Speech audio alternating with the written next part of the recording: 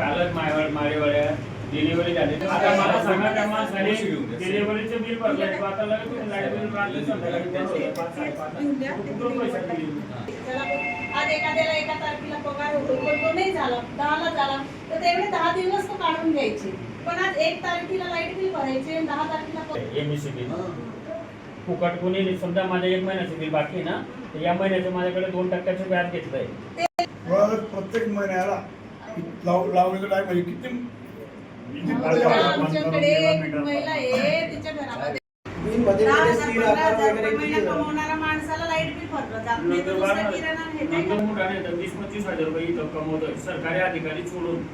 इथं 10,000 जास्तीत जास्त पगार आहे, 12,000 रुपये. याच्यावर समजा त्याच तुम्ही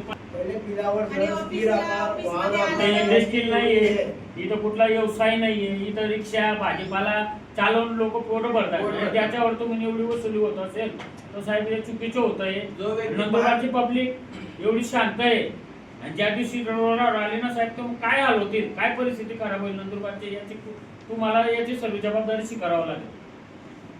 2 महिने पहिले जर बघितलं होतं ना, ते फक्त रिडिंग यायची आपली फक्त 80-85 रिडिंग यायची. एका महिन्यामध्ये इतकी रिडिंग वाढली की डायरेक्ट 900, 900, 1000 पर्यंत रिडिंग जाते सर. असं एकदम अचानकच काय मीटर मध्ये रिडिंग वाढण्यात आली सर. 7-8 हजार रुपये येत आहे 90 मीटर बसून परिस्थिती. 16,000 रुपये मीटर बिल येते डायरेक्ट. खिशाला कात्री मारण्याचे कारण आहे, दुसरं काहीच नाही. आज आम्ही नंदुरबार जिल्हा शिवसेना उद्धव बाळासाहेब ठाकरे पक्षाकडनं विद्युत अभियंता महाराष्ट्र राज्य जिल्हा शाखा यांना आज निवेदन दिलं आहे की जे नंदुरबार जिल्ह्यामध्ये किंवा इतर पूर्ण महाराष्ट्रामध्ये जे इलेक्ट्रॉनिक मीटर बसवलेले आहे त्याच्यामध्ये जो ग्राहकांना त्रास होतो आहे की प्रचंड प्रमाणामध्ये लाईट बिल वाढ होत आहे आणि ते त्यांनी ऑटो सिस्टीम भरायचे एक अट ठेवलेली आहे.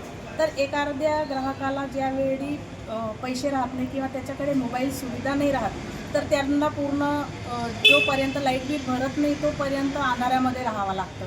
आणि ह्या गोष्टी खेड्यापाड्यामध्ये नंदुरबार जिल्हा हा आदिवासी बहुल भाग असल्यामुळे प्रत्येकाकडे स्मार्टफोन आहेच असं नाही आहे, कोणाकडे नाही आहे, कोणाकडे आहे किंवा कोणाची कॅपॅसिटी आहे की स्मार्ट मोबाईल घ्यायची.